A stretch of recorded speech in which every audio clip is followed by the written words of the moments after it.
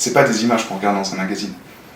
C'est pas des images qu'on voit à la télé. C'est les photons qui sont partis du Soleil, qui ont été rebondir sur Saturne et qui sont revenus dans le coin de ma gueule.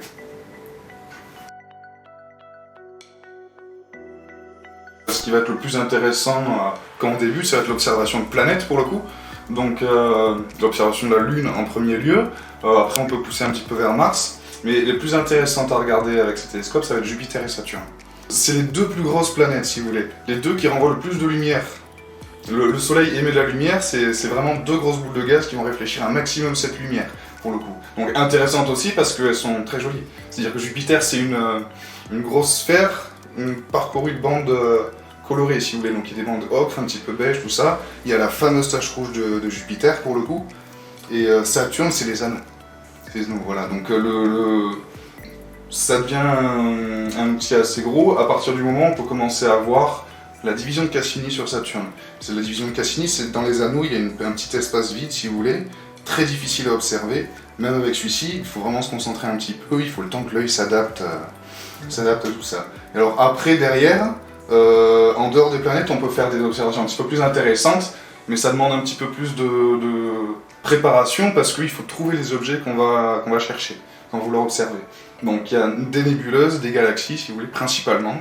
Et alors c'est pas évident, mais il y en a une quand même qui est assez simple, qui s'appelle la nébuleuse d'Orion, qui à l'œil nu est visible, mais on voit juste une petite tache floue si vous voulez.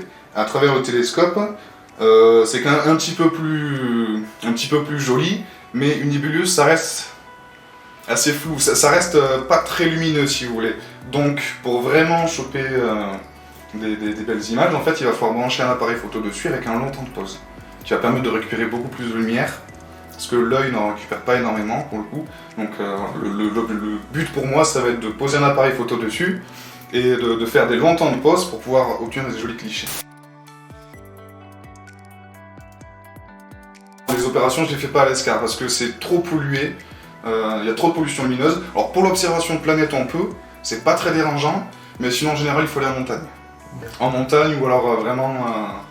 moi des fois je suis du côté de Sesco si vous voulez dans des coteaux. C'est bien toujours d'être en hauteur pour avoir un point de vue sur 360 degrés.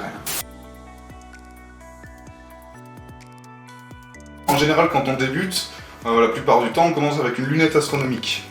Une lunette astronomique c'est juste des lentilles qui vont grossir si vous voulez un objet qu'on va viser. Lui c'est différent, c'est-à-dire que lui il reçoit de la lumière sur son miroir principal. C'est un gros entonnoir à lumière en fait. Il va renvoyer la lumière vers un miroir secondaire qui est fixé sur le haut du télescope, qui va renvoyer la lumière vers l'oculaire. Donc c'est vraiment un rebond si vous voulez. Et ce qui est vraiment intéressant, c'est que c'est pas des images qu'on regarde dans un magazine. C'est pas des images qu'on voit à la télé. C'est les photons qui sont partis du Soleil, qui ont été rebondir sur Saturne et qui sont revenus dans le coin de ma gueule.